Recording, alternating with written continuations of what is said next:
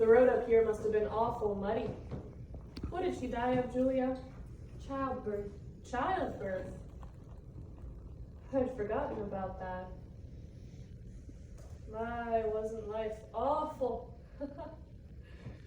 And wonderful. Wonderful, was it? Simon, now remember. I remember Emily's wedding. Wasn't it a lovely wedding? And I remember her reading the class poem at graduation exercises. Emily was one of the brightest girls ever graduated from high school. I've heard Principal Wilkins say so time after time. I called on them at their new farm just before I died. Perfectly beautiful farm. It's on the same road we live though. Yep.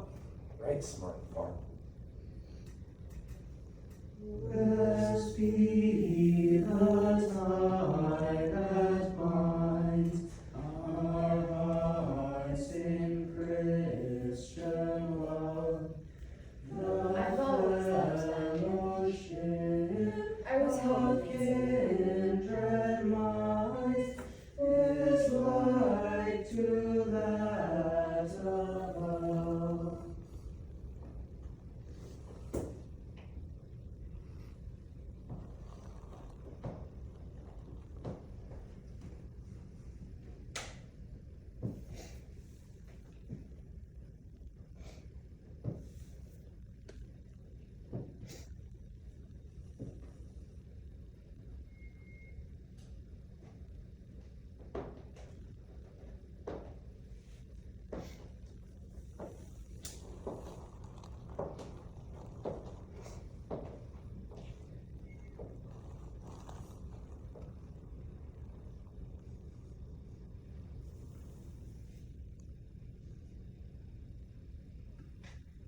Hello. Hello, Emily. Hello, Adam's kids. Hello, Mother Gibbs. Emily. Hello. It's raining. Yes, dear. We'll be gone soon. Just rest yourself. It seems thousands and thousands of years since Papa remembered that was my favorite hymn. Oh, I wish I'd been here a long time. I don't like being here. How do you do, Mr. Stimson? How do you do, Emily?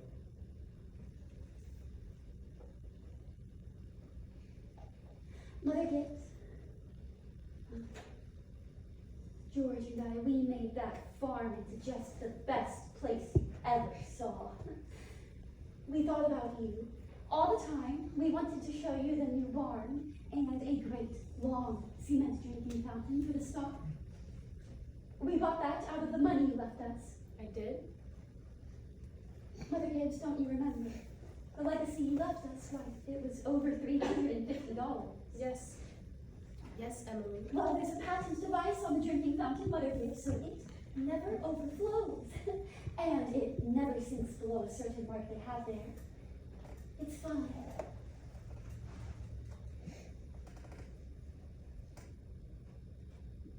It won't be the same to George without me, but it's a lovely farm.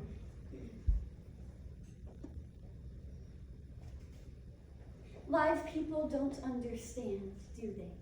No, dear, not very much. They're sort of shut up in little boxes, aren't they? I feel as though I knew them last 1,000 years ago.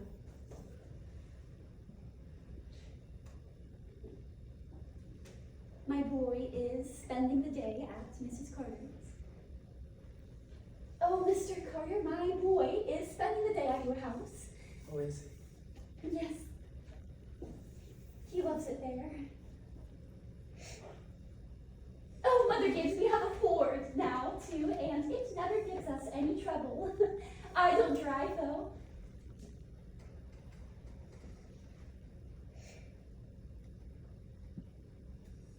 Mother Gibbs, when does this feeling go away of being one of them? How long does it? Dear, just wait and be patient. I know.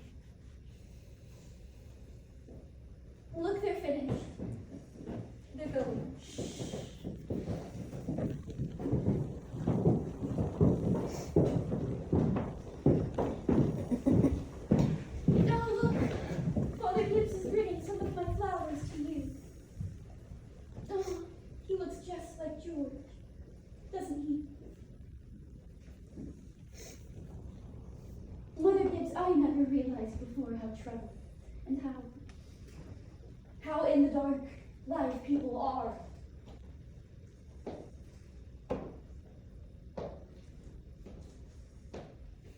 Look at him. I loved him so.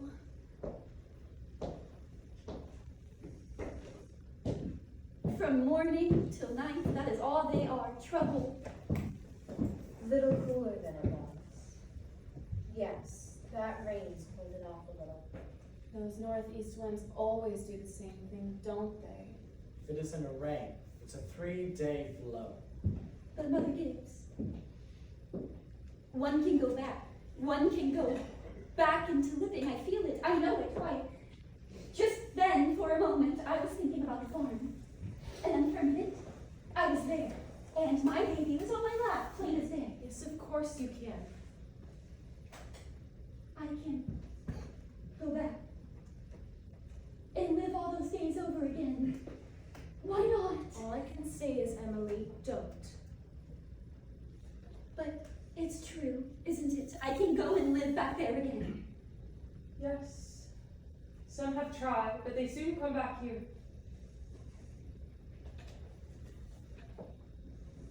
Don't do it, Emily.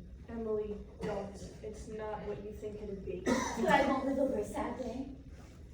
I will choose a happy one. I will choose the day I first knew I loved George. Why should that be painful?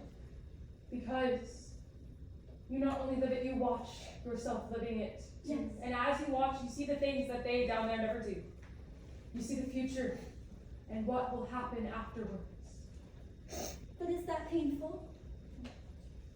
Why? That's not the only reason why you shouldn't do it, Emily. When you've been here longer, you'll understand that our lives here is to forget all that and to think only of what's ahead and to be ready for what's ahead. When you've been here longer, you'll understand. Mother Gibbs, how can I ever forget that life? It's all I know. It's all I had. Oh, Emily, it isn't wise. Really, it isn't. But it's a thing I must know for myself.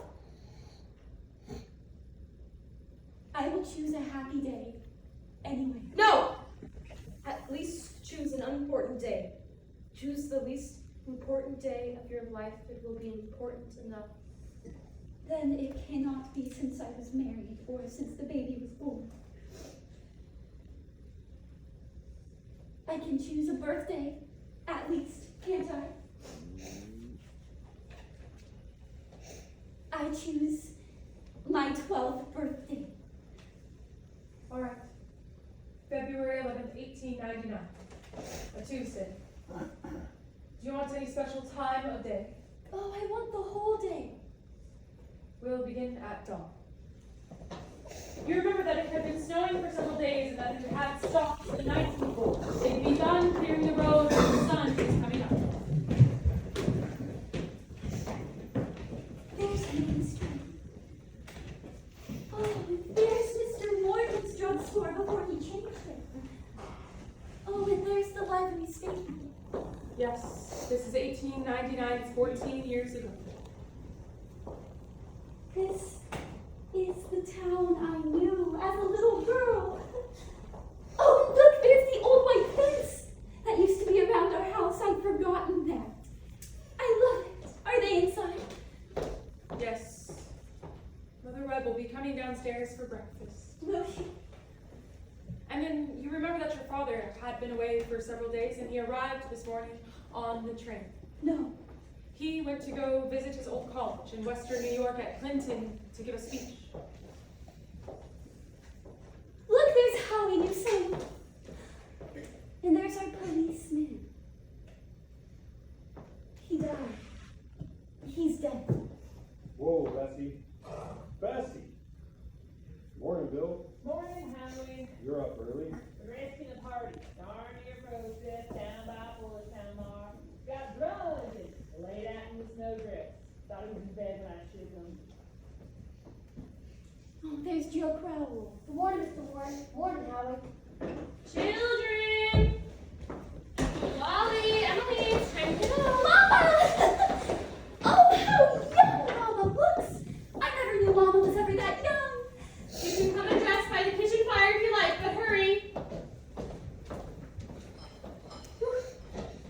sister knew some. Ooh, it's cold. 10 below by my barn. Think of that. Well, keep yourself wrapped up.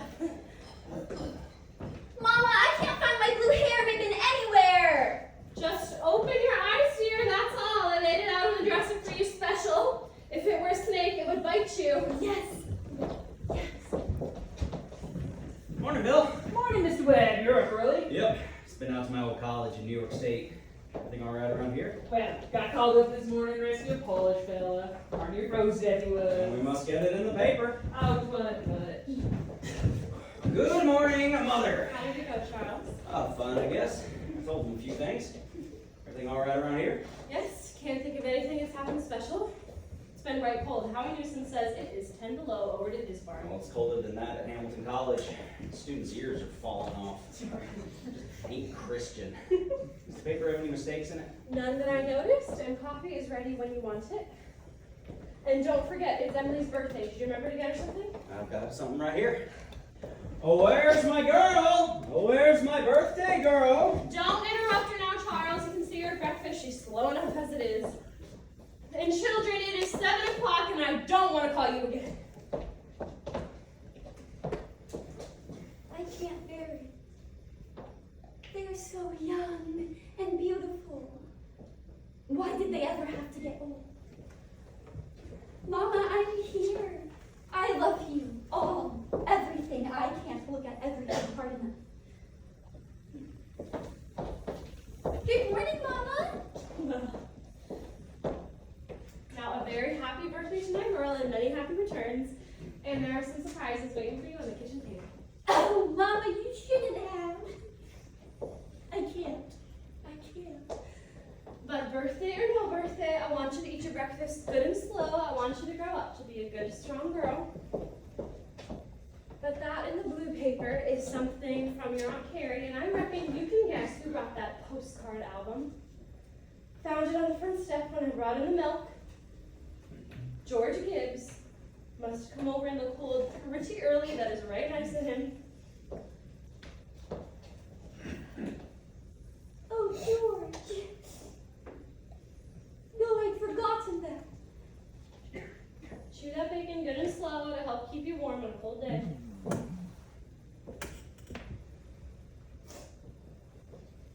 Mama. Mama. Mama, look at me. Mama, look at me for just 1 minute, as though you really saw me. Mama, 14 years have gone by. I'm dead. You're a grandmother, Mama. I married George Gibbs, Mama. Mama, Wally's dead too. His appendix burst on a camping trip up to North Conway, and we felt just terrible about it. Don't you remember? But now, just for a moment, we are together. Just for a moment, we are happy. Let's look at one another. That and the yellow paper is something I found in the attic among your grandmother's things, and well, you're old enough to wear it now, and I thought you'd like it. And this is from you. Why, Mama, it's lovely, and it's just what I wanted. It's beautiful.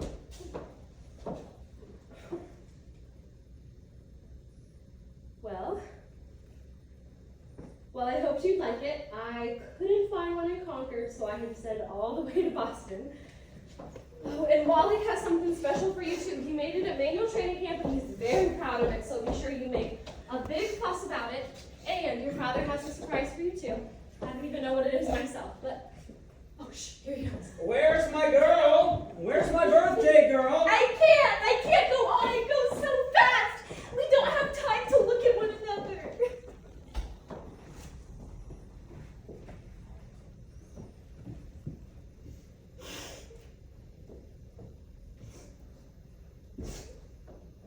I didn't realize all that was going on, and we never noticed.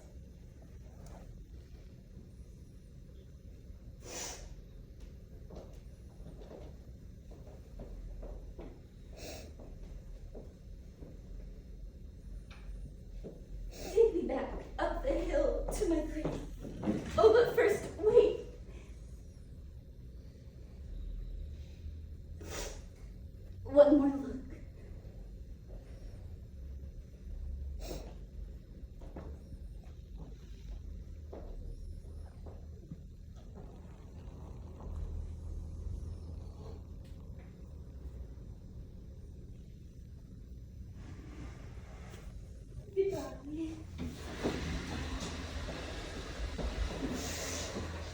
Goodbye, world. Goodbye, Grover's Corner. And Mama and Papa. Goodbye to clocks ticking and Mama's sunflowers. And food. And coffee. Goodbye to new iron dresses and hot baths and sleeping and waking up. Oh, Earth, you are too wonderful for anybody to realize you. Do any human beings ever realize life while they live it? Every minute. No. The saints and poets, maybe. They do some.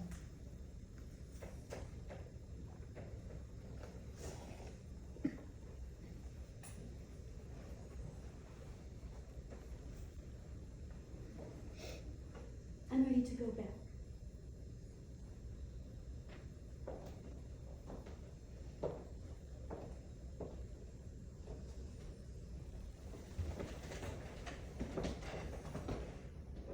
Were you happy? No. I should have listened to you. That is all living beings are, just blind people. Look, it's clearing up.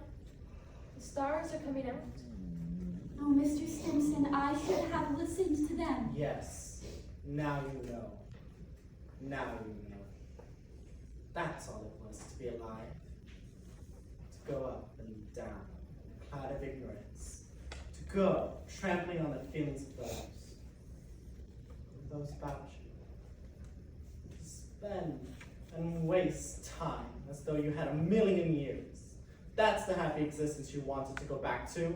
Ignorance and blindness. Simon Stimson, that ain't the whole truth and you know it. Emily, look at that star. I forget its name. My boy Joel was a sailor. He knew them all. He just sat out on the porch evenings and held them all by name. Yes, sir, it was wonderful. Yes, a star's mighty good company. Yes, yes, 'tis. Here's one of them. That's right. Tain't no time for one of them to be here. Goodness sakes. Mother Gibbs, it's George. Dear, just rest yourself. It's George. My boy Joel, when he made the stars, he used to say it took millions of years for that little speck of light to reach the earth. Didn't seem like a body could believe it, but that's what he'd say. Millions of years. Goodness. That ain't no way to behave. He ought to be home. Mother Gibbs, Yes, Emily. they don't understand, do they? No, dear. I don't understand.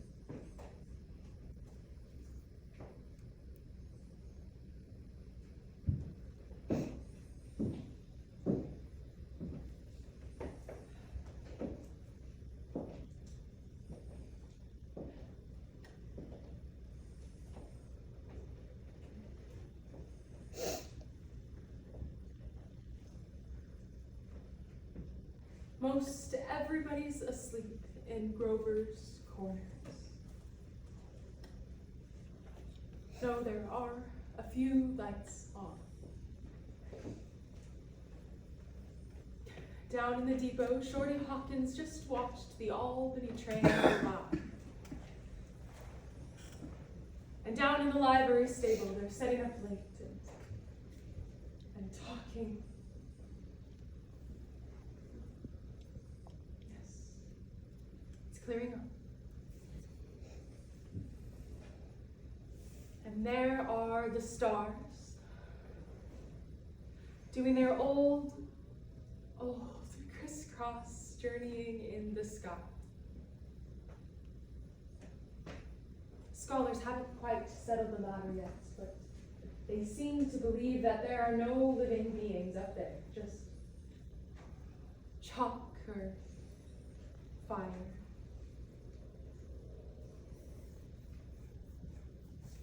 This one is straining away all the time it takes to make something of itself. Only the strain's so bad that every 16 hours it has to lie down and get some rest. Mm. 11 o'clock in Grover's Corners. You get some good rest, too.